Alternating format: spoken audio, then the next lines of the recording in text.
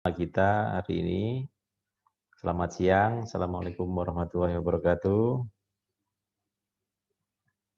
Waalaikumsalam warahmatullahi wabarakatuh.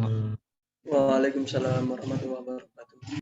Selamat siang semuanya, dan hari ini kita kuliah pertemuan kelima. Kita akan membahas tentang beberapa atau sudah mulai masuk ke hukum acaranya ya di masing-masing badan peradilan. Setelah kita tahu di pertemuan 1 sampai 4 saya berusaha mengajak teman-teman untuk memahami tentang pembidangan hukum dalam rangka untuk menentukan objek sengketanya. Sehingga nanti nggak salah masuk kamar, nggak salah masuk badan peradilan. Karena kalau salah di awal, sudah makanan empuk bagi lawan untuk dipatahkan dalam eksepsi terkait kewenangan absolut.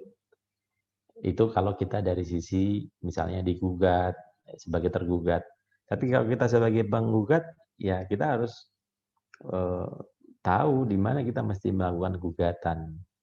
Itu kalau perkara-perkara di luar pidana. Karena kalau kita bicara hukum pidana, hukum acara pidana, tidak dikenal istilah gugatan. Ya. Jadi gugatan itu dalam hukum acara perdata maupun tun ada dikenal di sana. Tapi kalau dalam hukum pidana tidak ada.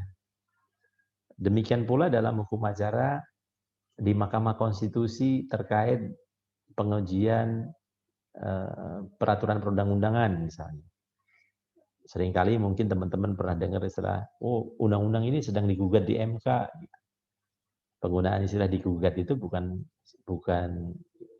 terminologi yang tepat, jadi tidak ada gugatan di sana. Kenapa? Karena tidak ada yang dilawan, tidak ada yang tergugatnya. Jadi kalau ke MK kita menguji peraturan perundang-undangan itu namanya permohonan judicial review. Beda kalau misalnya di MK beracara menggugat hasil pemilu. Yang kita gugat siapa? KPU. Atas apa? Atas penetapan yang dilakukan oleh KPU tentang hasil pemilihan umum, atau KPUD atas pemilu kada gitu, atau pilkada. Nah, oleh karenanya pemahaman tentang pembidangan hukum itu mesti kita kuasai ya. Tidak pernah ada ceritanya peraturan kok digugat. Jadi digugat di pengadilan mana, oh saya nggak setuju sama undang-undang ini, saya nggak setuju sama peraturan daerah yang ini, saya mau gugat di pengadilan perdata. Itu konyol namanya. Karena kalau peraturan jatuhnya bukan digugat tapi diajukan baik uji formilnya maupun uji materialnya ya, dilakukan permohonan pengujian. Kalau formil itu yang kita uji adalah proses atau prosedur pembuatan atau penerbitannya.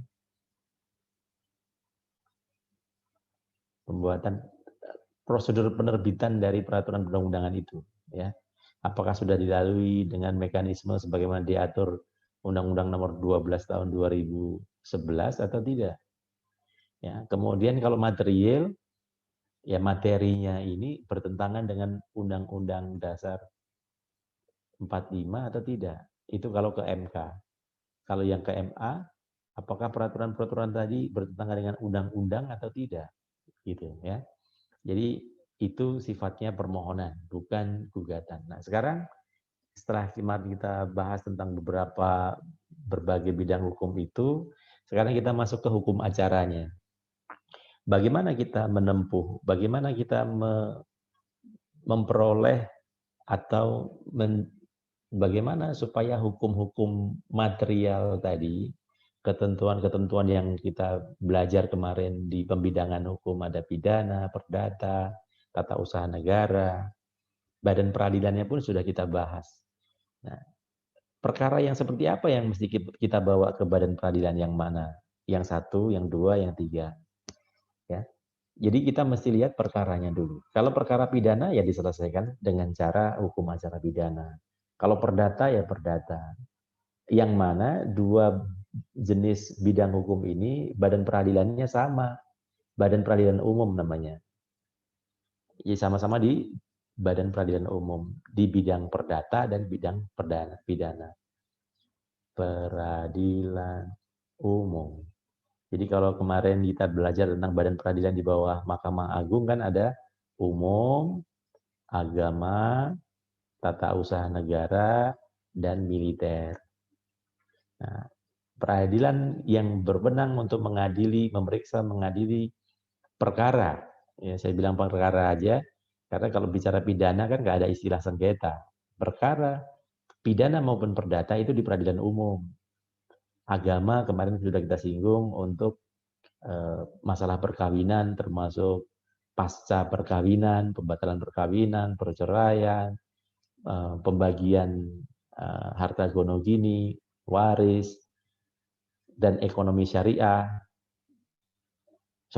Sebelum ekonomi syariah, yang tadi khusus yang beragama Islam, dan sengketa di bidang ekonomi syariah. Ekonomi syariah ini tidak harus beragama Islam, sepanjang transaksinya atau instrumen akadnya memang instrumen akad berdasarkan ekonomi syariah. Itu kewenangan absolutnya ada di peradilan agama. Kemudian tata usaha negara. Tata usaha negara dia mengadili, berwenang meriksa mengadili atas keputusan atau ketetapan atau beskiking yang kemarin saya bilangnya, beskiking bahasa Belandanya. Ya, keputusan yang kalau menurut undang-undang Peratun yang lama itu secara tegas dinyatakan bahwa keputusan ini bersifat individual, konkret. Saya mesti naikin ke atas.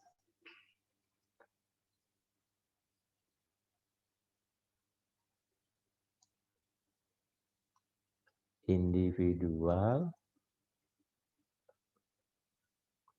konkret, dan mengikat atau binding.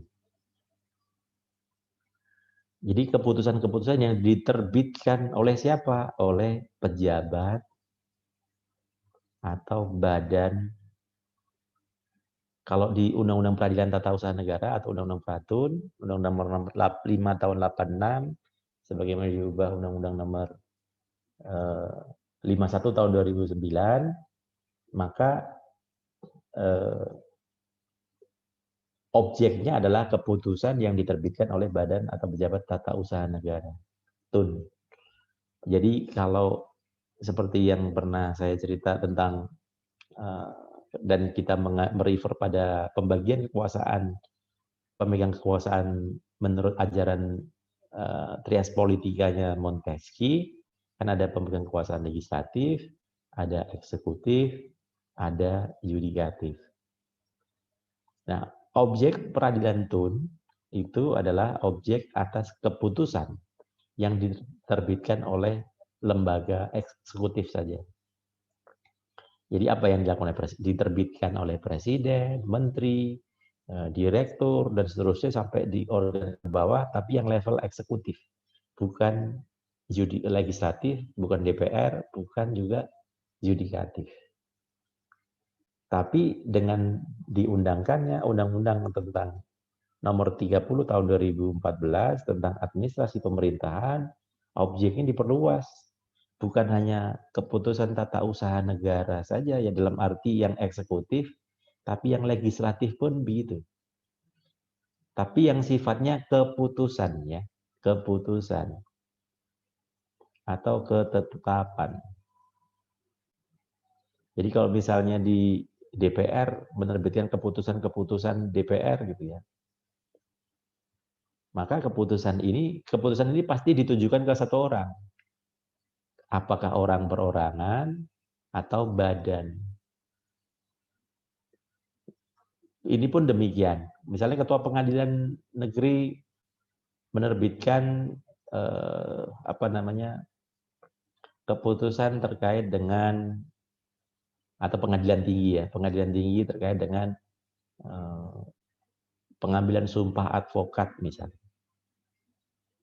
Atau di pengadilan pajak menerbitkan surat kuasa hukum pajak misalnya. Ada yang nggak terima, ada yang ngajuin tapi nggak diterbit-terbitkan. Ya.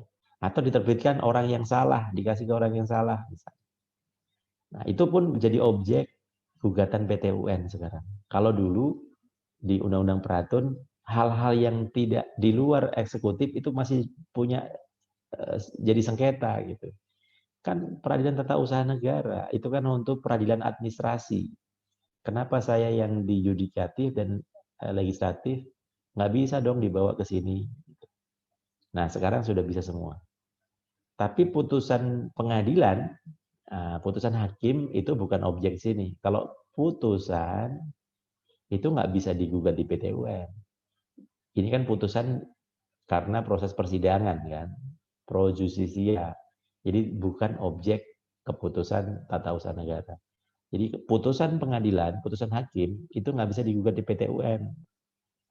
Bisanya apa? Ya banding, kasasi, peninjauan kembali gitu. Nah, yang bisa tuh yang ada ke-nya, keputusan. Beda ya antara putusan dengan keputusan. Kalau putusan berarti putusan yang dihasilkan dari proses persidangan, pro justisia. Kalau keputusan itu sifatnya administratif, bukan oleh hakim yang menerbitkan, tapi organ-organ di lembaga peradilan itu. Misalnya keputusan ketua pengadilan dan lain sebagainya. Bukan berupa putusan atau penetapan, nggak boleh ya. Kalau ketetapan terkait kepangkatan, misalnya ketua pengadilan mengangkat hakim, menempatkan mutasi, promosi hakim misalnya, maka itu bisa digugat. Ada orang yang ngerasa nggak bersalah kok diturunkan pangkatnya. Ada hakim yang dikenai sanksi, Anda nggak bisa, judulnya misalnya nggak megang palu lagi. Kena sanksi nggak megang palu itu artinya nggak menangani perkara lagi. Hakim itu kerjanya memeriksa mengadili perkara, tapi kok dikenakan sanksi nggak pegang palu lagi. Ini bahasa sehari-harinya itu. Artinya nggak boleh menjadikan perkara, mungkin karena pelanggaran etik dan segala macam. Dan dia ngerasa ini tanpa melalui proses yang benar sanksi itu. Maka hakim tersebut bisa mengajukan gugatan ke PT UN karena sanksi itu termasuk keputusan tata usaha negara. Keputusan administrasi negara. Ada direktur PKN STAN misalnya. Ketika direktur membuat pengumuman tentang syarat-syarat masuk PKN STAN. Pengumuman ini tidak bisa digugat di PT UN. Kenapa? Karena sifatnya pengumuman peraturan ya, peraturan ini. Bisa saja, mohon maaf. Ini pengumuman itu bisa, yang nggak bisa itu peraturan. Kalau peraturan, misalnya peraturan tentang seragam, peraturan tentang larangan apa. Nah, ini tidak bisa digugat di pengadilan tata usaha negara, tapi diajukan uji material. Tapi kalau sudah berupa keputusan, walaupun misalnya tadi keputusan kelulusan, keputusan penerimaan mahasiswa baru, nah ini judulnya keputusan itu bagi para pihak siapapun orang perorangan maupun badan yang merasa dirugikan oleh adanya keputusan ini, maka dia dapat mengajukan gugatan ke PT UN. Jadi objeknya adalah keputusan pejabat badan atau pejabat administrasi pemerintah. Ya, tidak hanya yang eksekutif saja, yang legislatif pun begitu, tapi yang sifatnya yang bentuknya keputusan. Jadi adresatnya jelas. Makanya tadi individual, konkret dan mengikat artinya sudah berupa keputusan, ditujukan pasti ada. Namanya keputusan itu, SK itu, keputusan atau SK. SK itu kan sudah keputusan, ya kan? Ada ditujukan kepada siapa? Kepada Jusman misalnya. Soal penempatan. Penempatan kok IP saya tinggi sekali nih. Tapi penempatan saya kok jauh gitu. Nah, mesti dilihat ada yang dilanggar nggak. Oh ternyata waktu di pendaftaran, di perjanjian, di klausula pendaftaran, kesepakatan dan seterusnya persetujuan memang tidak diatur bahwa kalau IP-nya sekian penempatan di sini, ini sini. Oh berarti nggak ada yang dilanggar dong. Tapi kalau memang ada aturannya begitu, justru bisa mengajukan gugatan ke PT UN bahwa SK ini diterbitkan tidak didasarkan pada ketentuan peraturan perundang-undangan yang berlaku, gitu ya. Atau kalaupun memang begitu, saya lihat ada yang IP-nya di bawah saya, gitu. Dan apa namanya, kok nggak transparan, gitu. Nah, bisa juga digugat penempatannya dengan cara dianggap dengan argumentasi melawan asas-asas umum pemerintahan yang baik, misalnya. Walaupun nanti nggak mudah membuktikan yang begitu-begitu karena aturannya nggak tertulis kan. Bisa saja orang yang secara IP tadi tidak masih di bawah Usman, tapi bisa jadi dia punya skill lain. Kecuali Usman bisa membuktikan bahwa oh itu kan karena dia titipan ini dan seterusnya. Nah misalnya itu salah pembuktian nanti di pengadilan. Gitu ya. Jadi itu nggak bisa ya hanya ke meja segala macam. Harus rajin cari bukti segala macam kemana-mana. Ya.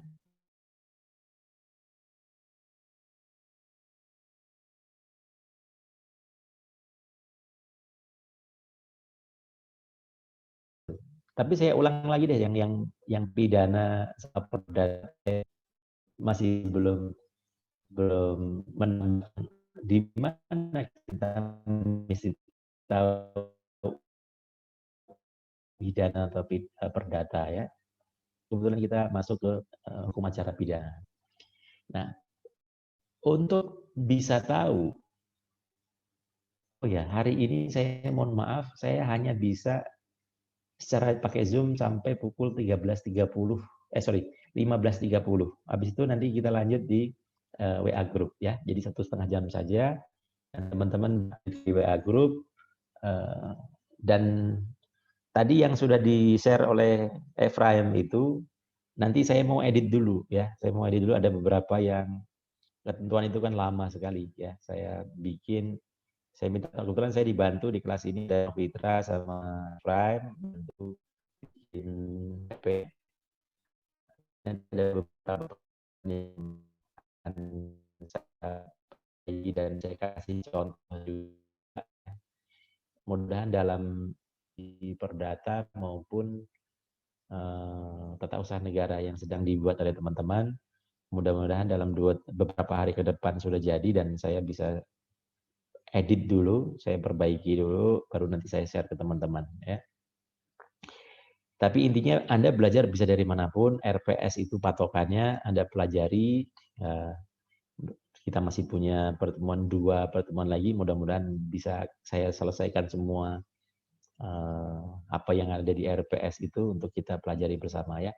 Sepertinya sampai mid ini kita belum ada tugas, saya belum ada tugas.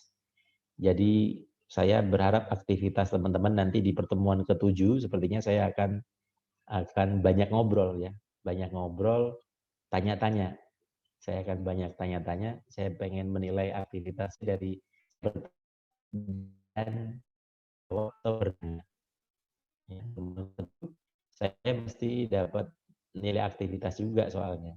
Nah, aktivitasnya mungkin yang berupa penugasan itu nanti setelah mid test. Ya, sebelum mid test ini aktivitasnya kita tanya jawab. Nanti di pertemuan ke-7 sebelum UTS.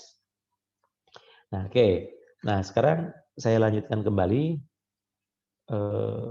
di hukum acara pidana ini berarti berisi ketentuan tentang bagaimana supaya atas suatu peristiwa atau tindak pidana itu bisa diproses secara atau melalui mekanisme atau proses penyelesaian secara hukumnya seperti apa.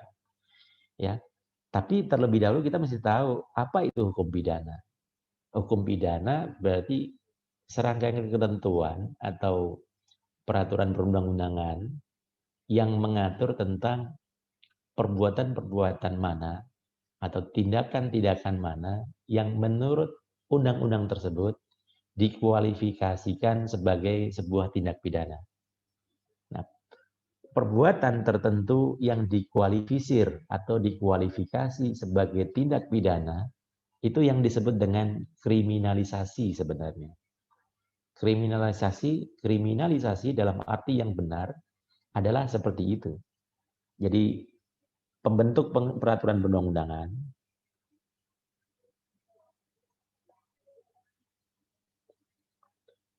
menentukan perbuatan-perbuatan mana yang masuk dalam kategori tindak pidana. Misalnya pencurian.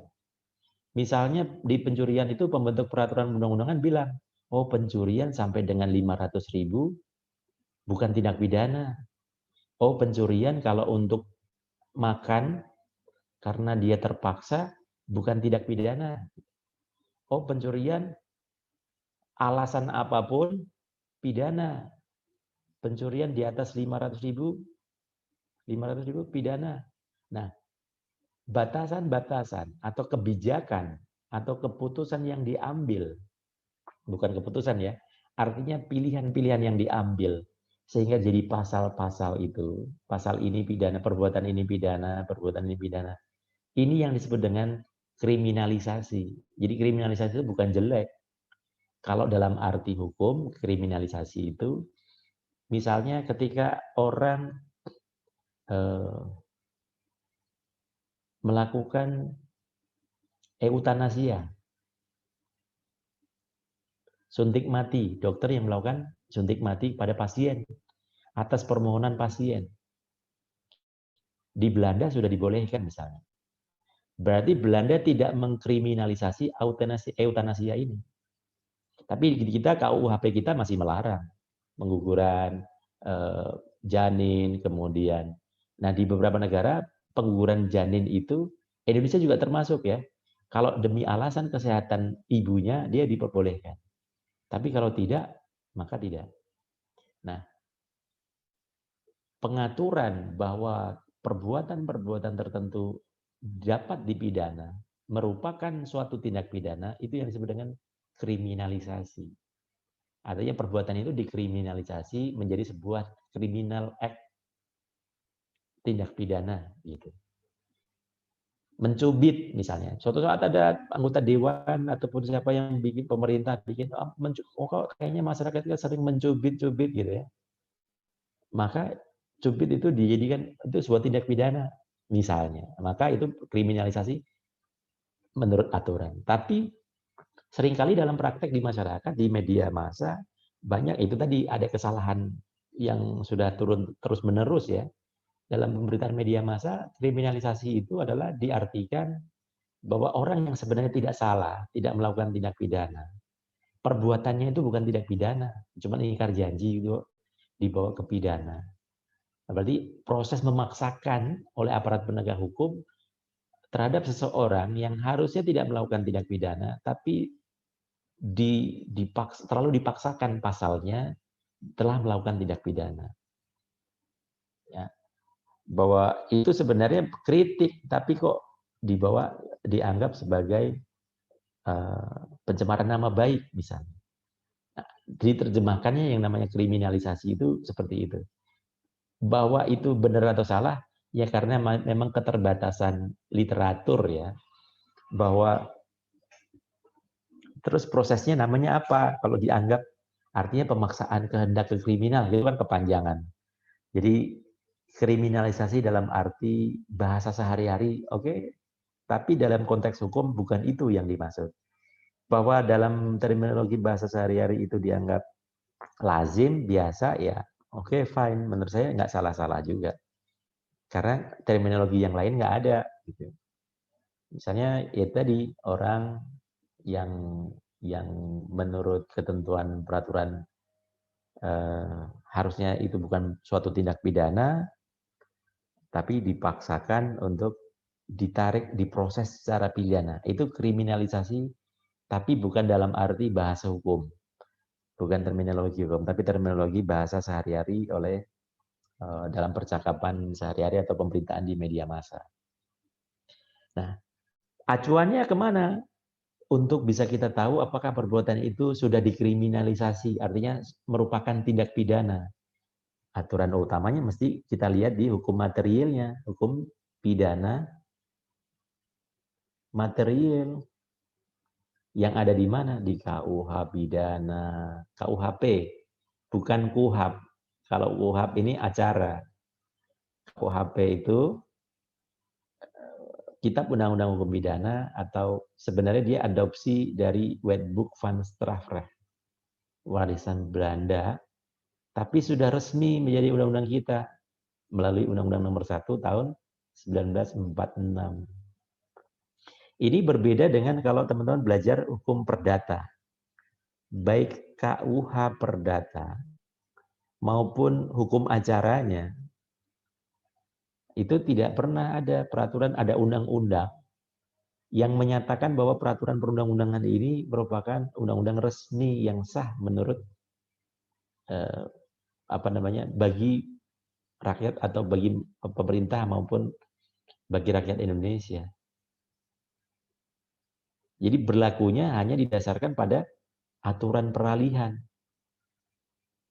Peralihan pasal 1 ya, pasca amandemen UUD 45 itu pasal 1 aturan peralihan UUD 1945 yang menyatakan bahwa segala peraturan badan yang berlaku sebelum kemerdekaan, sebelum Undang-Undang Dasar 45 ini dilahirkan ya, berlaku, maka segala peraturan tadi termasuk badan peradilannya dia tetap berlaku sepanjang belum ada yang baru. Hanya begitu doang. Karena belum ada aturan yang baru, maka ini tetap berlaku. Tapi kalau Kitab Undang-Undang Hukum Pidana, ini secara tegas diatur, dinyatakan di Undang-Undang Nomor 1 Tahun 46 bahwa Wetboek van Strafrecht diterjemahkan resmi menjadi Kitab Undang-Undang Hukum Pidana dan menjadi peraturan pidana di Indonesia. Kenapa beda perlakuan? Nah, salah satunya adalah teman-teman masih ingat dalam hukum pidana ini sangat kental nuansa asas legalitasnya. Dalam hukum pidana itu ketat ada namanya asas legalitas. Nullum delictum nulla poena sine praevia lege poenali. Bahwa seseorang tidak dapat dipidana jika peraturannya belum ada yang mengatur. Jika tidak ada peraturan yang bilang bahwa itu merupakan tindak pidana. Mencuri, kenapa dipidana? Karena di KUHAP sudah diatur bahwa mengambil barang milik milik orang lain secara melawan hukum ya tanpa alasan hak yang sah itu dapat dipidana.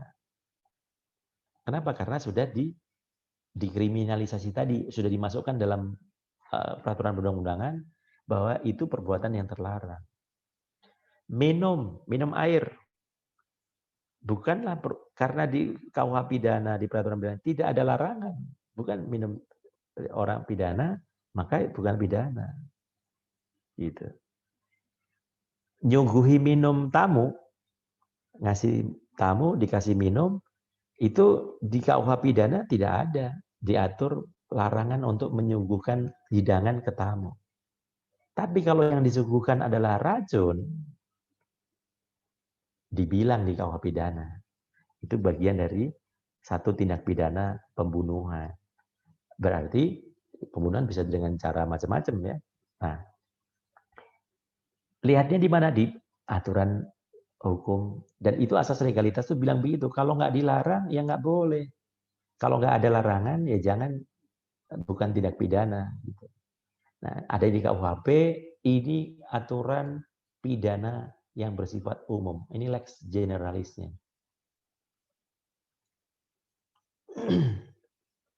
Selain KUH pidana, juga ada peraturan perundang-undangan lain yang mengatur tentang tindak pidana.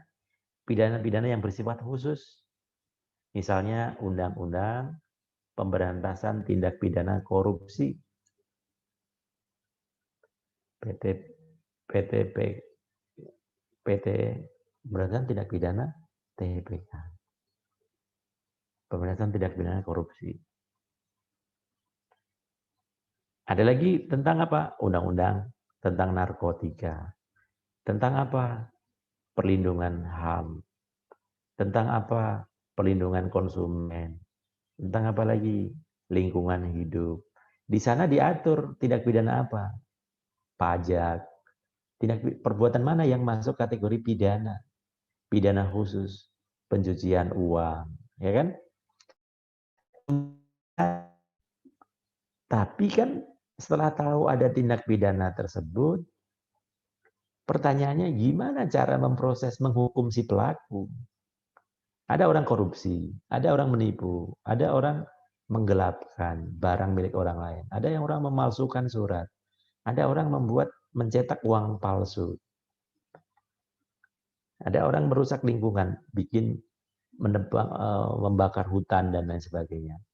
Itu tindak pidana bukan? Ya, menurut KUH pidana.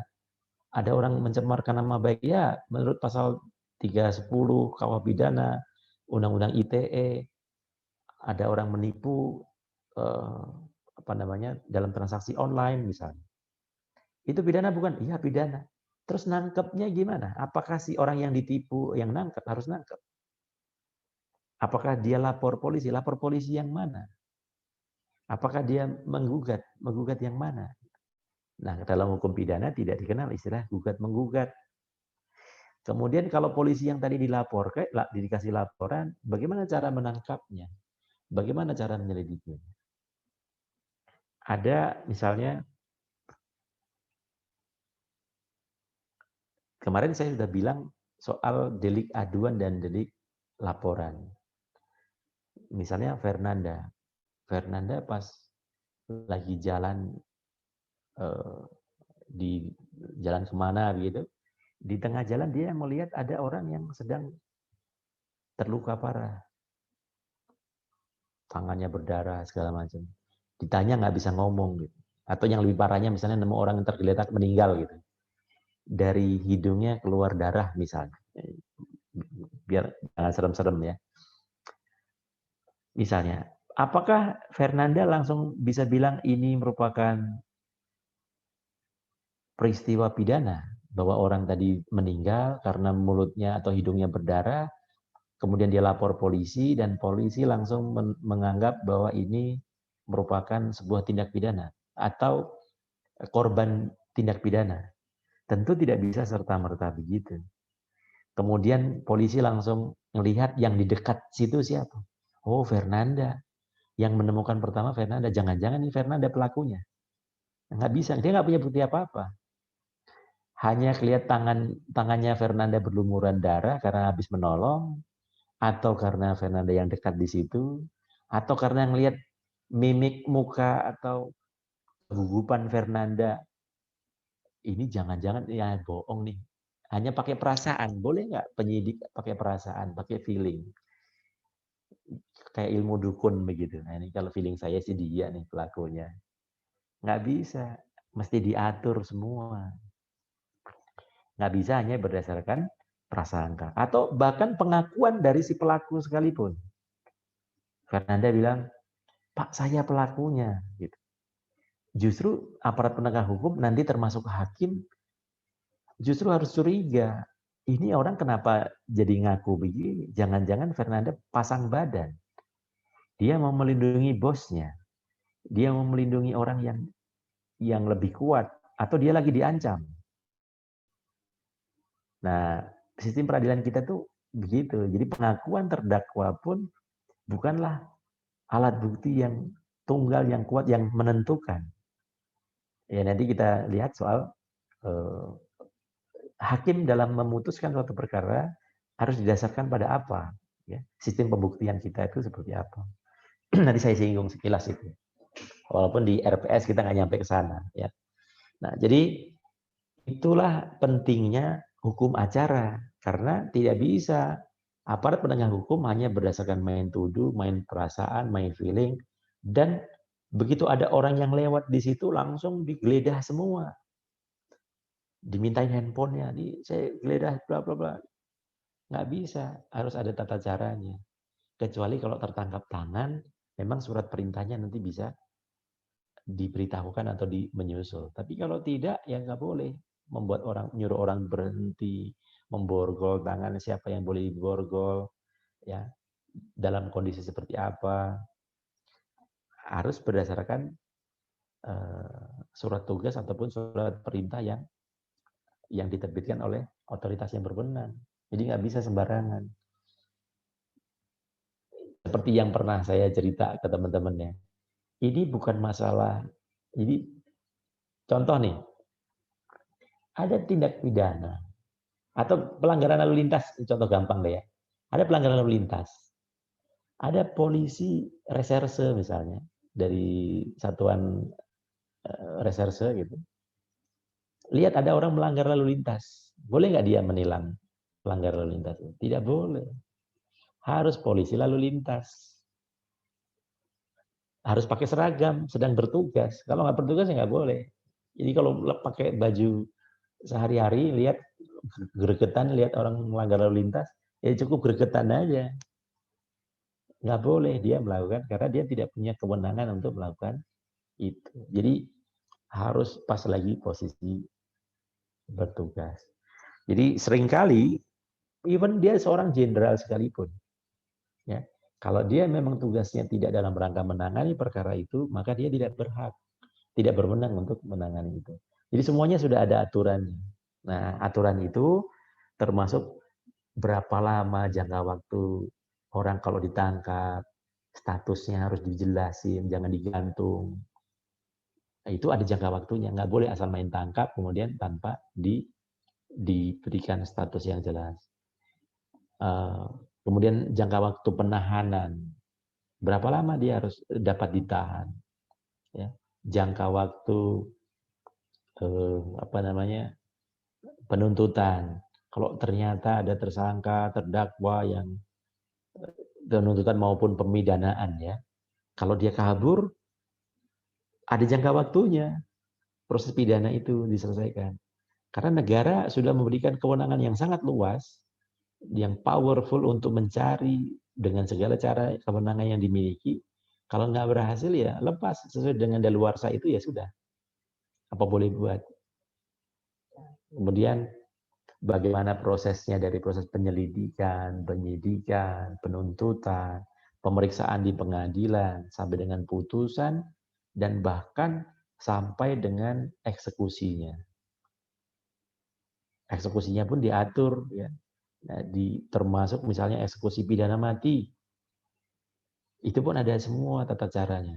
Termasuk soal pemberian kesempatan permohonan terakhir, kemudian matanya ditutup si algojonya, itu peraturan-peraturan itu.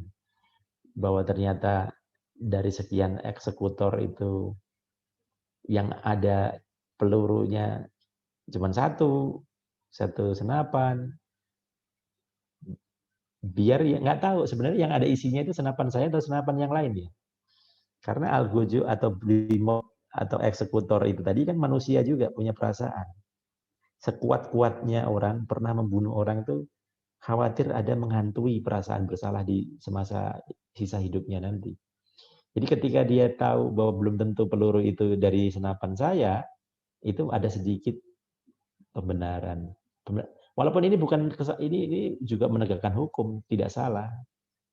Menurut hukum negara tidak melanggar, menurut hukum agama juga tidak, karena dia menjalankan perintah negara. Tapi tetap saja dia pernah rasanya menembak orang, itu setiap orang bisa beda-beda. Walaupun masing-masing sudah didoktrin ya. Nah, itu pun sudah ada aturannya ya, tentang aturannya.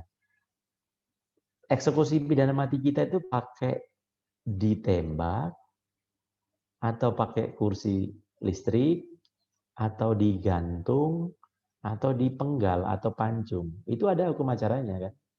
Dan pernah diajukan judicial review. Kita kan pakai tembak nih. Dijadikan judicial review, ada yang mengajukan judicial review karena dianggap ini terlalu kejam kalau ditembak. Maunya di kursi listrik. Karena dianggap tidak sakit gitu. Padahal kita nggak ada yang tahu ya, mau mati itu sakitnya kalau dalam ajaran agama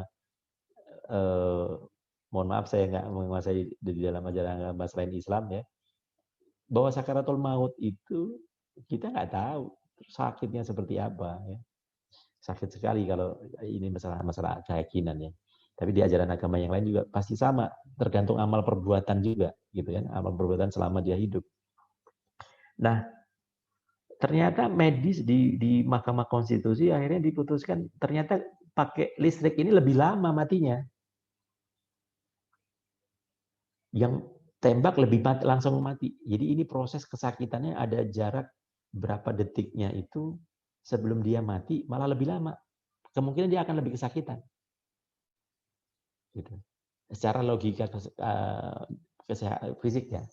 Yang paling cepat dari ilmu kedokteran di persidangan di MK itu katanya justru dipancung ini yang paling cepat mati. Tapi kesannya kan sadis banget memang. Dipenggal, tapi paling cepat meninggal nih. Nah, ini yang menggal juga harus orang yang kuat nih. Kuat dalam arti mentalnya segala macam, pernah memenggal orang, repot. Nah, jadi itu ada hukum acaranya semua dan kita pelaksanaan eksekusi kita untuk pidana mati pakai itu. Dan seterusnya ya, itu diatur dalam hukum acara. Secara umum hukum acara kita diatur ini yang umumnya di Undang-Undang Nomor 8 Tahun 1981 tentang Kitab Undang-Undang Hukum Acara Pidana atau yang sering disingkat sebagai KUHP. Jadi beda antara KUHP dengan KUHP ya. KUHP itu berisi tentang perbuatan-perbuatan yang dilarang ataupun yang diperintahkan. Karena pidana sendiri tidak hanya yang melakukan sesuatu yang terlarang, teman-teman. Ini saya sedikit mengulang PIH dulu ya. Dalam KUH pidana ataupun di peraturan undang-undang lain di bidang pidana, bahwa yang namanya delik atau tindak pidana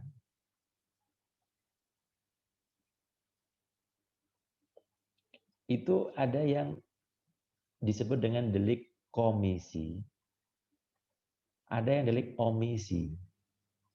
Komisi itu berarti melakukan sesuatu yang dilarang. Mencopet, menipu, mencuri, merampok, membunuh, dan lain sebagainya. Korupsi, itu kan melakukan sesuatu yang dilarang. Tapi ada juga tindak pidana yang dia tidak melakukan, tapi tidak melakukan apa yang harusnya dia dilakukan. Menjadi kewajiban hukum dia. Tidak melakukan kewajiban hukumnya. Contohnya apa? Ada yang masih ingat pelajaran? Orang dipidana karena tidak melakukan sesuatu yang menjadi kewajiban hukumnya. Itu delik omisi namanya, delik omission. Ada yang masih ingat nggak pelajaran di PIH? Kalau disinggung tentang pidana misalnya. Apa? Ada yang tahu? Salah nggak apa-apa. Kira-kira apa? Tindak pidana bukan karena melakukan sesuatu, tapi karena tidak melakukan sesuatu, padahal hukum mewajibkan dia melakukan itu. Izin, Pak. Ya. Siapa ini? Novitra, contohnya itu misalnya kalau ada perampokan atau pencurian, tetapi orang yang melihat kejadian tersebut tidak melaporkan. Tidak melaporkan. Oke. Bisa begitu, walaupun agak jauh, belum pasti. Atau tidak menolong misalnya, ada korban dirampok, dia tidak menolong. Tergantung siapanya. Jadi tidak otomatis. Tapi esensinya seperti yang dibilang Novitra tadi. Tapi kan itu bukan kewajiban hukum dia, kecuali dia polisi. Polisi ada tindak pidana, dia dibekali senjata, dia harusnya bisa mencegah itu, dia tidak melakukan itu. Bisa dipidana itu. Tadi ada yang sebenarnya satpam. Satpam ada orang dianiaya, kemudian satpam. Satpam mesti ngelihat, ngukur juga lawannya nih, dia bisa enggak? Dia kalah, dia lawannya punya senjata atau tidak, seimbang sebanding atau enggak. Tapi dia juga mesti dicek. Kalau enggak seimbang, dia harus minta bantuan. Dia melakukan itu atau tidak. Walaupun terkadang dalam situasi yang nggak disengaja begitu, kadang orang refleksnya beda-beda. Karena saking takutnya, dia nggak sempat melakukan apa-apa. Kalau yang seperti itu nggak bisa dipidana. Ya. Tapi contoh yang real, yang memang dalam kondisi sadar dia tidak melakukan itu, contoh klasik ya, yang sering dijadikan contoh untuk hal-hal delik omisi adalah petugas penjaga palang pintu kereta api. Yang tugasnya apa? Tugasnya adalah kalau ada kereta mau lewat, dia harus nutup nih pintunya. Ini karena malamnya di begadang nonton bola atau apa gitu ya. Ketiduran, ngantuk. Kereta lewat, nggak ditutup, ada orang nyebrang, kendaraan lewat, tabrak, meninggal. Maka dia bisa dipidana. Kenapa? Karena di perjanjian kerjanya dia, tugasnya dia, memang nutup ini. Kalau kereta mau lewat, tapi dia nggak nutup. Atau contoh yang sedikit soal ini ya, soal agak kelihatannya sepele, tapi kelas pagi saya kasih contoh juga dengan ini. Kebetulan rumah saya di Serpong ada Ocean Park. Saya ngambil contoh yang gampang dekat rumah, Ocean Park. Di Ocean Park itu ada, ini tempat untuk main anak-anak ya, kolam, wahananya macam-macam, kolam. Ada namanya wahana ombak air, wahana ombak ya, ombak. Ini kalau dinyalain ombaknya gede-gede tuh, tinggi-tinggi lumayan, teman. Dalamnya ada yang 3 meter lebih ya, pokoknya gede. Dan kita bisa naik perahu di sini. Perahu karet yang karet yang disewakan itu. Pelampung ya, pelampung karet untuk dinaiki. Misalnya, ini Widya, ini Komang Widya ini dia di sini dia kerja sebagai lifeguard. Penjaga kolam ini. Kemudian selain Komang, selain Widya ada Abian. Abian dia pengunjung di sini. Abian ikut berenang juga di sini. Ya. Tapi Abian pengunjung. Widya petugas.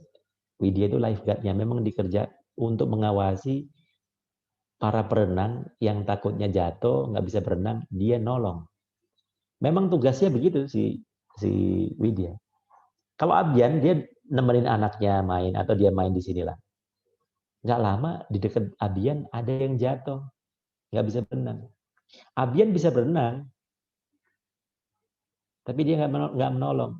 Udah biarin aja deh. Ada yang nolong itu. Sudah ada lifeguard-nya ini.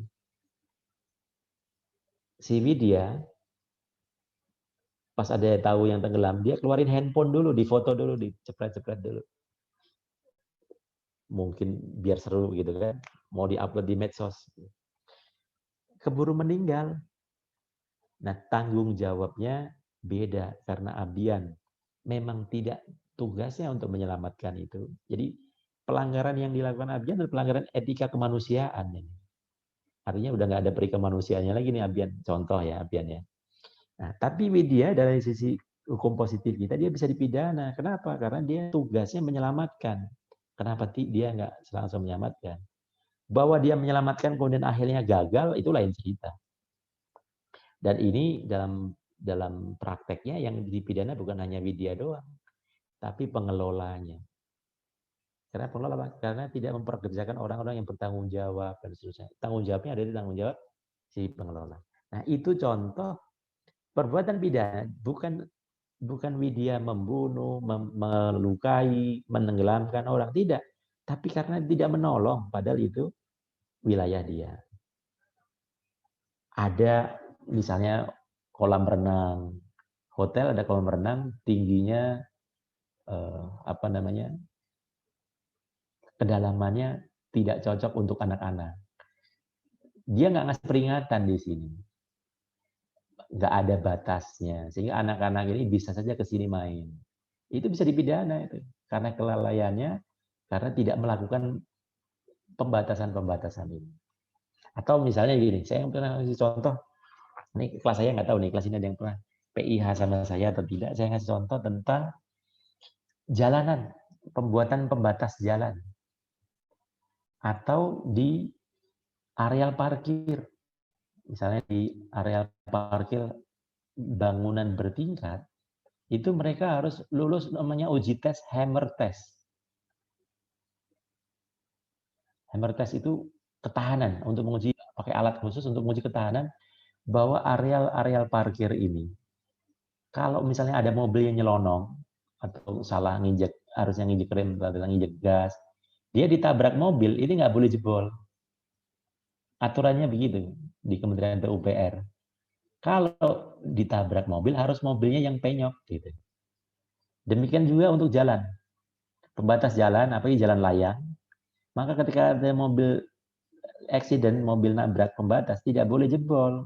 Sehingga mobilnya jatuh, gitu nggak boleh. Harus mobilnya balik. Termasuk jadi jalan tol. Kalau teman-teman melihat di pintu tol itu ya, sekarang sih sudah nggak banyak, sudah nggak ada petugasnya. Dulu kan ada petugas pintu tol kan.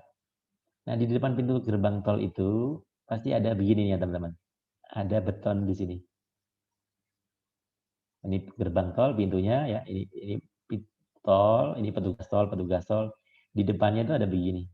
Nah, Anda perhatikan kalau di Cilegon, di Cikampek yang mobil-mobilnya segede-gede gaban itu, yang kalau kita lengah dikit dia berubah jadi transformer ya.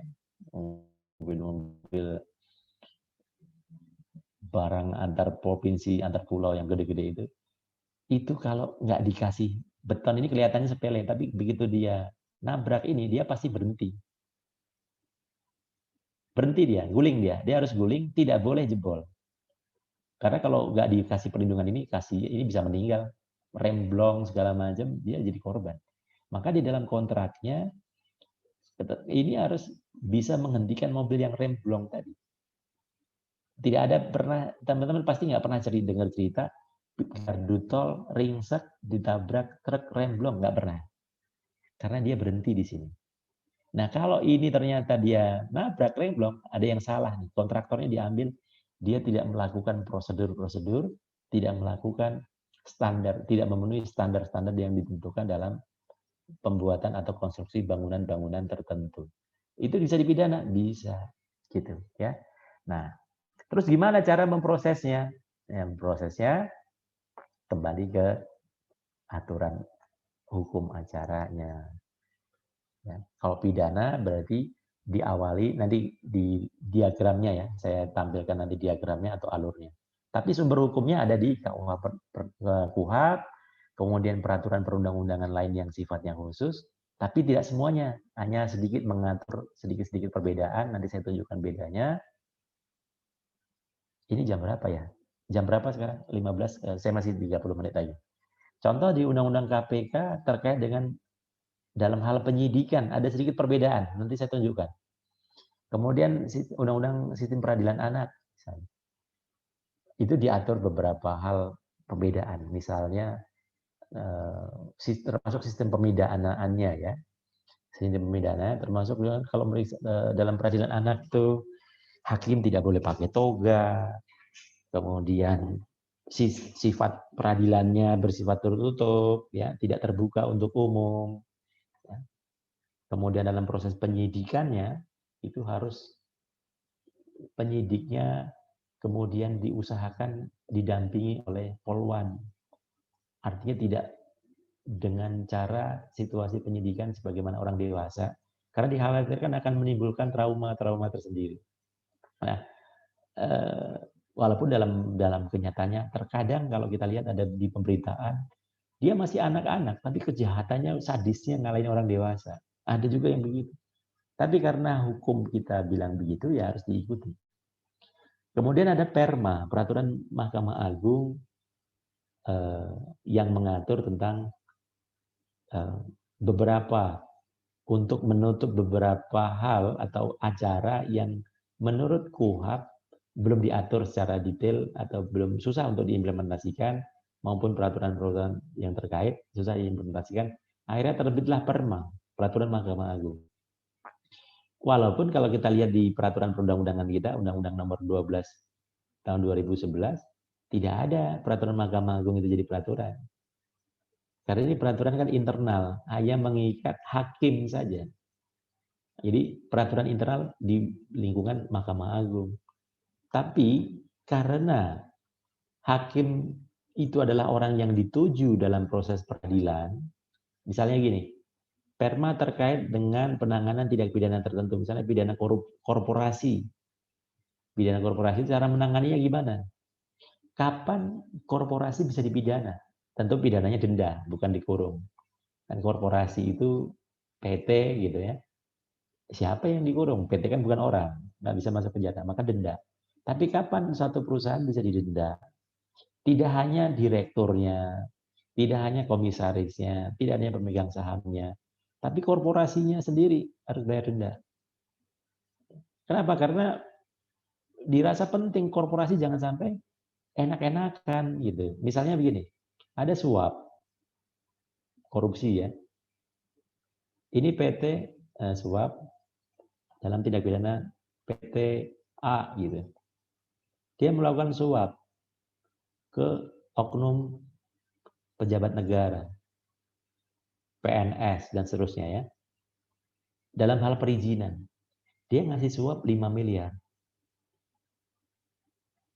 Paling-paling nanti yang diambil dirampas oleh negara itu 5 miliar ini. PTA ini, direktur, komisaris, pemegang saham, dia dipenjara, dipidana, penjara. Padahal suap ini untuk mendapatkan perizinan, konsesi, hak penambangan, hak pengelolaan, sumber daya alam, nilainya 2 triliun. Ini kan cuma masuk penjara doang, masuk ke negara balik segini. Yang 2 triliunnya kemana? Ini kan menikmati dia. Pemegang saham yang lain, segala macam, senyum-senyum aja. Yang ketangkap oknum ini, sama di sini direksi, PT-nya jalan terus, anteng gitu. Nah, selama ini di KUHP itu nggak cukup mengatur prosedurnya. Bagaimana membuktikan bahwa itu yang salah adalah korporasinya, bukan direksinya. Nah, kapan itu dianggap menguntungkan korporasi, itu salah satunya di Perma ini diatur. Kemudian penanganan untuk pidana korupsi itu diatur juga di Perma. Itu sumber hukum acara pidananya, ya. Oke, jadi itu hukum pidana. Hukum pidana tadi berarti kita mesti tahu hukum materialnya ada di mana, formilnya ada di sini.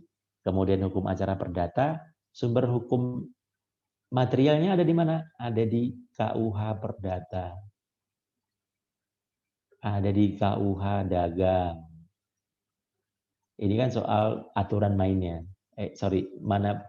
Mana bentuk-bentuk perbuatan dalam berinteraksi dengan sesama masyarakat, dalam berdagang, dalam membuat perjanjian, tidak boleh merugikan orang lain dan seterusnya.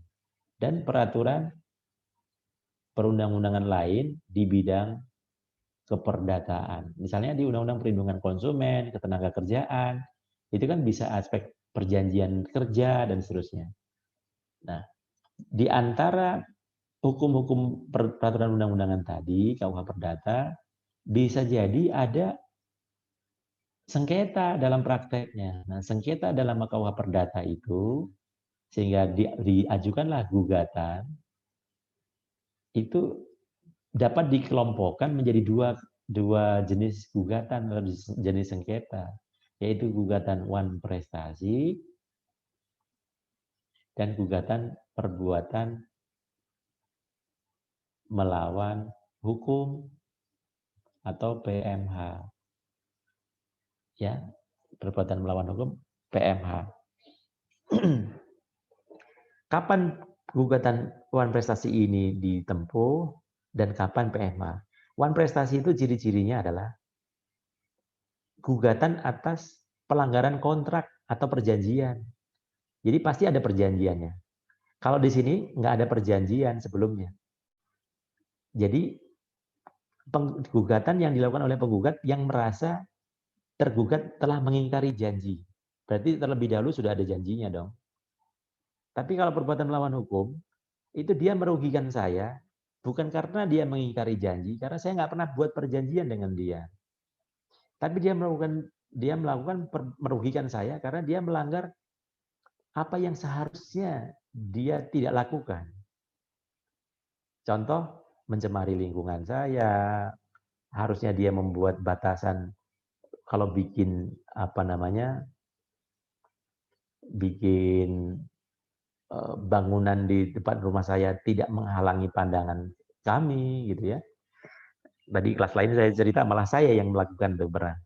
Tapi karena hubungan dengan tetangga sangat baik gitu ya, ya saya cuma betulin kerusakan. Waktu saya dulu awal-awal mau menempati rumah saya renovasi rumah saya.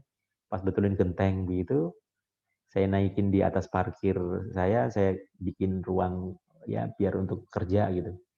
Ternyata pas bangun itu ada bahan bangunan yang jatuh nimpa tempat ibadahnya tetangga saya.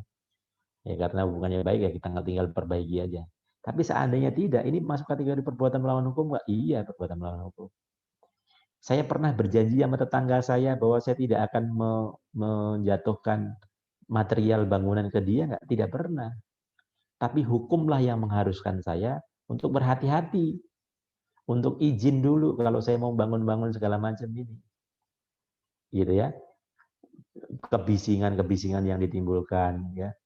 Kalau ini dia menganggap dia mau menggugat, bisa saja pencemaran bikin usaha yang ternyata mengganggu perparkiran dia dan seterusnya dan seterusnya.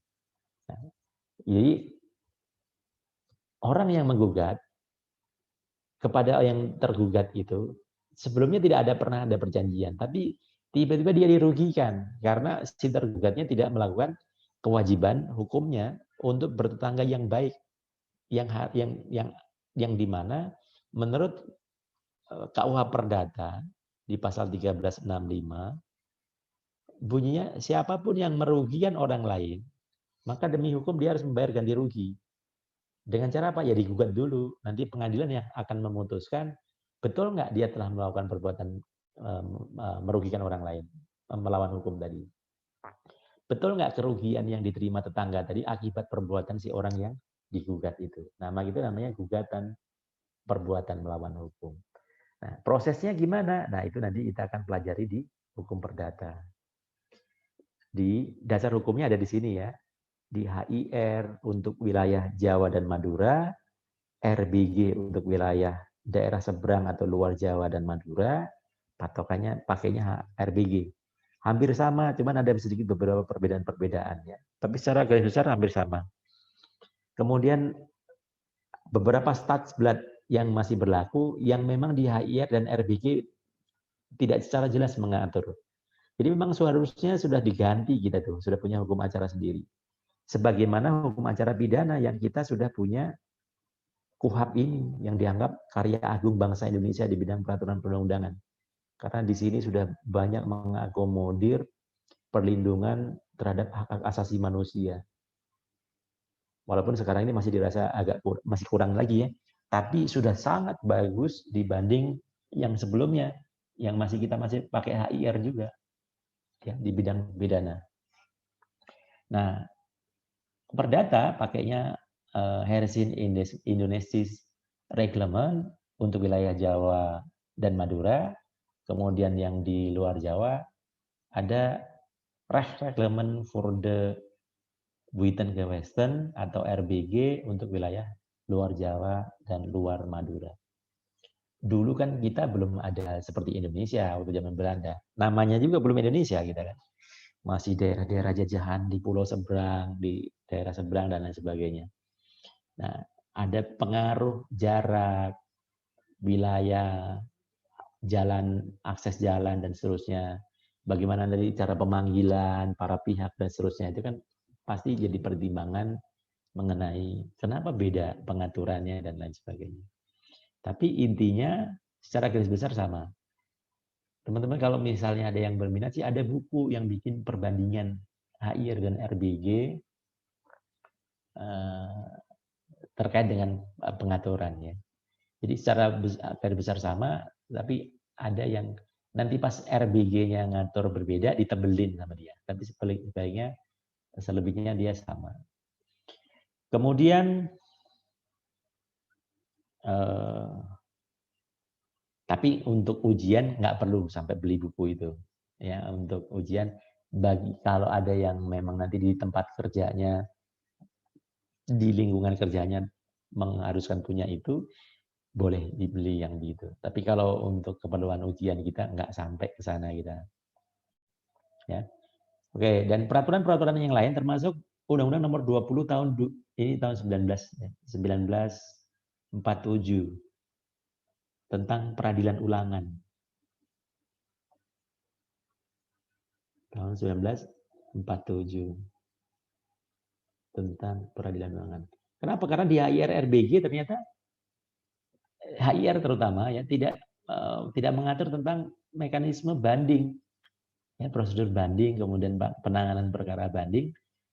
Justru RBG yang mengatur pasal 199. Oleh karenanya untuk wilayah Jawa dan Madura menggunakan Undang-Undang Nomor 20 tahun 1947 tentang peradilan ulangan. Kemudian Undang-Undang tentang kekuasaan tentang Mahkamah Agung ya. Karena prosedur kasasi dan peninjauan kembali tidak cukup jelas diatur di HIR dan RBG sehingga menggunakan Undang-Undang Mahkamah Agung. Ada juga RV, BRV tapi sering orang menyebutnya RV. Ini sebenarnya hukum acara yang berlaku untuk golongan Eropa. Tapi kan setelah kemerdekaan dengan berlakunya UUD 45, penggolongan penduduk sudah nggak ada lagi. Maka sebenarnya harusnya RV ini sudah nggak berlaku. Tapi dalam praktek ada ketentuan-ketentuan dalam HIR dan RBG yang tidak terlalu clear, yang justru di RV ini diatur. Maka RV ini pun dijadikan rujukan atau petunjuk saja, tapi bukan dasar hukum. Jadi para pihak, pernah saya juga pakai beberapa pasal RV ini untuk menguatkan dalil-dalil yang kita kemukakan. Walaupun itu terserah hakim, karena tujuannya kan untuk meyakinkan hakim. Kemudian pasal buku 4 KUH Perdata atau BW. Anda kalau masih ingat sistematika hukum perdata kita kan ada buku 1, buku 2, buku 3, buku 4 kan. Nah, buku 4 kan bicara tentang pembuktian dan daluarsa. Nah, pembuktian ini dia bukan rujukan utama hukum acara sih, tapi ya tadi sebagai penguat ataupun petunjuk saja kalau misalnya untuk hal-hal tertentu yang diatur. Tapi nggak banyak ini, nggak banyak. Karena dianggap sistematika di KUH Perdata ini salah tempat nih. Harusnya KUH Perdata itu isinya yang material saja. Kenapa buku 4 bicara formil? Kan pembuktian itu kan formil, ya kan? Nah, itu Anda buka materi KUH hukum perdata dulu ya. Soal perbedaan pengaturan sistematika antara KUH Perdata dengan ilmu pengetahuan. Bahwa menurut ahli harusnya begini nih, buku 1 isinya ini, buku 2 isinya ini. Nah, oke, yang berikutnya adalah hukum acara tata usaha negara. Hukum acara tata usaha negara, masih 15 menit lagi. Itu dasarnya atau sumber hukumnya yang jadi patokan adalah Undang-Undang Nomor 5 tahun 86 sebagaimana diubah Nomor 51 tahun 2009 tentang peradilan tata usaha negara. Ini hukum acaranya di sini diaturnya. Walaupun sebagian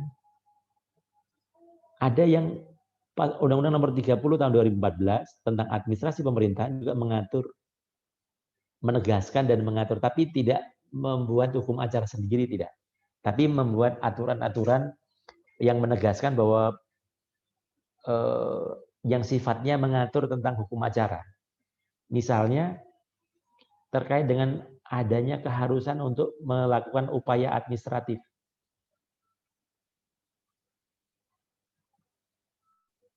Jadi sebelum mengajukan gugatan ke PT UN, lakukanlah upaya hukum administratif dulu. Ajukan keberatan atau banding dulu sebelum masuk ke pengadilan.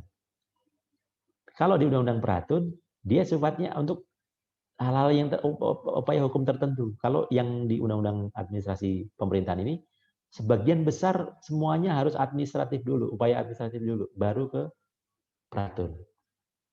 Nah, nanti saya pas masuk ke Peratun, mungkin di pertemuan ke-6 dan 7 besok ya, saya full besok pertemuan ke-6, 7 kita full di hukum acara. Ya. Full di hukum acara, karena dasar hukumnya Anda sudah tahu ya, tinggal masuk di pendalamannya nanti. Nah, ini ada sedikit perbedaan tuh tentang upaya administratif tadi. Kedudukan pengadilan negeri,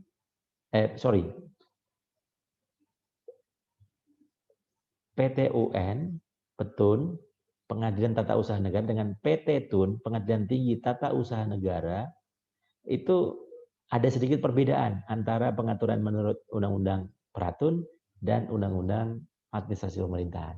Nah, nanti saya cerita pas langsung contoh kasusnya saja ya. Dalam sengketa apa peradilan ini harus disidangkan di pengadilan. Harusnya pengadilan tinggi itu kan dia kewenangannya untuk mengadili pada tingkat banding. Tapi di dalam Undang-Undang Peratun ini dimungkinkan atau ada case-case tertentu di mana PT Tun itu mengadili pada tingkat pertama. Nah, nanti seperti apa nanti saya tunjukkan pas besok kita di prakteknya, di pemajaran tentang hukum acaranya. Nah, kemudian peradilan agama. Nah, ini hukum materialnya ada di mana? Di Undang-Undang Nomor 30 Tahun 2018. Ya, sumbernya di sini. Apa objeknya? Yang saya bilang tadi, keputusan tata usaha negara. Yang sekarang disebut juga sebagai keputusan administrasi negara. Yang tidak hanya diterbitkan oleh eksekutif, tapi legislatif dan yudikatif juga. Tapi yang sifatnya penetapan atau keputusan. Keputusan penggusuran, keputusan pemberian ganti rugi, keputusan pemecatan, keputusan pemindahan pegawai, keputusan penurunan pangkat dan lain sebagainya. Itu objek betul semua. Keputusan bupati, wali kota untuk menerbitkan izin. Kita lagi saingan, lagi ada tender, lagi ngajuin perizinan untuk pengelolaan, ngajuin HGU, HGB, tapi dikasih ke orang lain yang tidak layak. Maka keputusan itu kita minta batalkan. Keputusan penghentian proyek ataupun konstruksi bangunan karena dianggap melanggar batas-batas atau ketentuan dalam Perda misalnya. Sehingga kepala daerah menerbitkan keputusan penghentian misalnya. Kita nggak terima, ya kita buat ke PT-UN. Jangan dibawa ke pidana, jangan dibawa ke perdata. Kenapa? Karena itu keputusan tata usaha negara. Ya. Jadi begitu. Kalau misalnya ada presiden, kalau presiden urusannya bukan di PT-UN, bisa saja di PT-UN tapi ketinggian.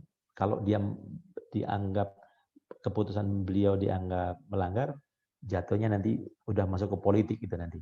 Pasti dibawanya ke MK soal impeachment dan lain sebagainya. Tapi intinya gini, keputusan ini kenapa nggak bisa dibawa semua ke, itulah manfaat dari pembidangan badan peradilan itu, badan hukum tadi, biar nggak semuanya dibawa ke pidana. Ini biar dapat ilustrasi yang sama dengan kelas yang pagi ya.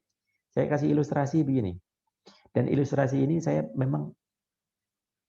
berikan contoh dua-duanya gitu. Karena tidak bisa dipungkiri saat ini kita tuh hampir terbelah gitu dalam politik. Saya juga nggak tahu kenapa bisa begini. Kita ngomongin soal bernegara ini apa-apa dibawanya ke politik ya. Memang tidak bisa dipungkiri, memang setiap orang pasti punya tendensi, punya preferensi pilihan politik dan seterusnya, dan itu memang hak kita ya. Tapi seruncing ini yang nggak kebayang memang. Jadi ini kan lagi ada dua proyek yang cukup saya ngambil contoh dua biar imbang, nggak memihak salah satu atau tidak tendensi salah satu. Tapi intinya para pemimpin kita ini kan tujuannya ingin membuat satu terobosan yang demi kebaikan bersama. Misalnya nih, di Jakarta ada mau bikin sirkuit untuk Formula E. Di Nusa Tenggara Timur sana, di Mandalika, Pak Presiden sedang bikin sirkuit untuk sirkuit Mandalika ya, sirkuit Mandalika untuk MotoGP ya, MotoGP atau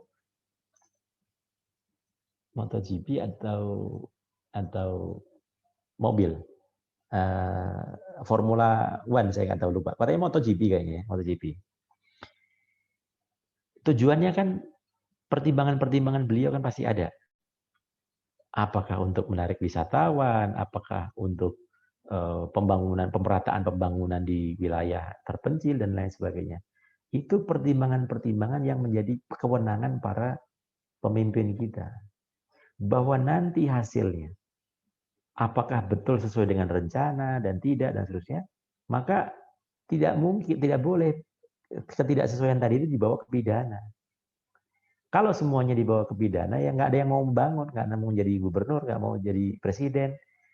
Karena itu keputusan yang memang yang penting dalam prosesnya tidak ada korupsi, tidak ada penyimpangan-penyimpangan. Oh, proyek ini yang ngerjain teman saya, yang ngerjain keluarga, saudara, rekanan, sponsornya. Nah, itu tindak pidana yang lain. Bahwa kebijakan untuk mengambil keputusan di bidang tun itu, maka tidak bisa dibawa ke pidana. Kalau misalnya dianggap ada yang salah. Kalau misalnya pas proses pembangunan Formula E atau sirkuit Mandalika tadi, penggusuran lahan, ganti ruginya nggak cocok. Nah, orang-orang yang merasa dirugikan, menggugatnya kemana? Ke PT UN. Gitu. Ya, jadi begitu ya teman-teman. Objeknya adalah keputusan tata usaha negara.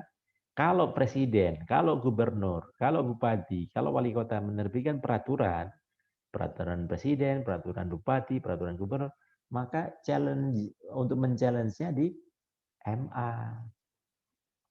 Kalau undang-undang yang dilahirkan ke MK, gitu. Peraturan presiden, peraturan gubernur, kalau dianggap merugikan kepentingan warga negara, challenge ke MA, judicial review, bukan digugat. Tapi pejabat, ada bupati, wali kota, gubernur, presiden, gitu. Kalau dia melakukan, tadi kan keputusan-keputusan untuk membangun suatu wilayah, itu kan keputusan tata usaha negara nih. Itu jalurnya PT UN. Tapi kalau di antara pejabat-pejabat tadi melakukan tindak pidana, korupsi, penipuan, pemalsuan mata uang, dan seterusnya, tindak pidana yang lain, maka jalurnya adalah jalur hukum pidana. Gitu. Nggak bisa mentang-mentang saya pejabat tuh nggak bisa dipidana. Saya kan pejabat tuh harus di ini dulu di peradilan pidana tata usaha negara. Ya nggak bisa. Karena Anda melakukan tindak pidana, maka penyelesaiannya ditindak di hukum acara pidana. Kemudian yang berikutnya adalah hukum acara peradilan agama. Peradilan agama ini seperti yang kemarin saya singgung, kewenangan absolutnya adalah terkait dengan perkawinan, hukum keluarga ya, hukum keluarga untuk yang beragama Islam. Yang memang dari faktor sejarahnya memang di zaman kolonial Belanda dulu pun memang sudah diakui praktek-praktek hukum adat, hukum agama yang diakui memang Islam pada saat itu. Karena yang dianggap berbeda dengan KUH Perdata. Yang beragama selain Islam lebih artinya tidak banyak perbedaan dengan KUH Perdata. Ya. Misalnya soal kewarisan itu kan kalau KUH Perdata kan bilateral tuh. 50-50 misalnya. Kecuali yang hukum adat, misalnya hukum adat di Sumatera Utara, di adat Batak misalnya, atau Minangkabau yang matrilineal, Batak yang patrilineal, Bali yang patrilineal, Lampung yang patrilineal, beda. KUH Perdata tuh mirip banget dengan Jawa, 50-50. Bilateral murni itu Jawa. Ya. Nah, Islam kan beda lagi. Nah, oleh karenanya dalam agama ini peradilan ini diselesaikan di peradilan agama. Seandainya suasana dulu dengan sekarang, penyebutan agama itu beda dengan sekarang, tentu sekarang ini dulu namanya peradilan Islam, peradilan agama Islam. Tapi karena dulu konteksnya yang dimaksud dengan ajaran agama pada saat itu yang mengemuka adalah Islam, Islam semuanya, Islam, maka disebutlah peradilan agama gitu. Bukan berarti kenapa agama yang lain nggak ada, karena pada saat itu pembentukannya agama Islam yang berbeda dengan KUH Perdata. Banyak isi konten yang berbeda. Selain faktor hukum keluarga, juga ekonomi atau hukum keluarga ya, perkawinan, perceraian, kemudian waris. Ini untuk yang beragama Islam. Kemudian ekonomi syariah, transaksi ekonomi syariah. Ini tidak hanya yang beragama Islam.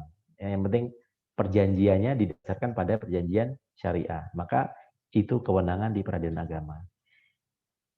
Hukum acaranya pakai apa? Hukum acaranya ternyata sebagian besar pakai hukum acara perdata, yaitu HIR RBG tadi.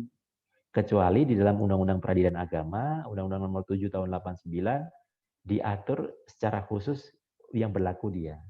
Tapi sebagian besar tata cara pengajuan gugatan, kemudian pemanggilan para pihak, kemudian bagaimana menyampaikan surat gugatan, jawaban, replik, duplik, itu sama dengan hukum acara perdata.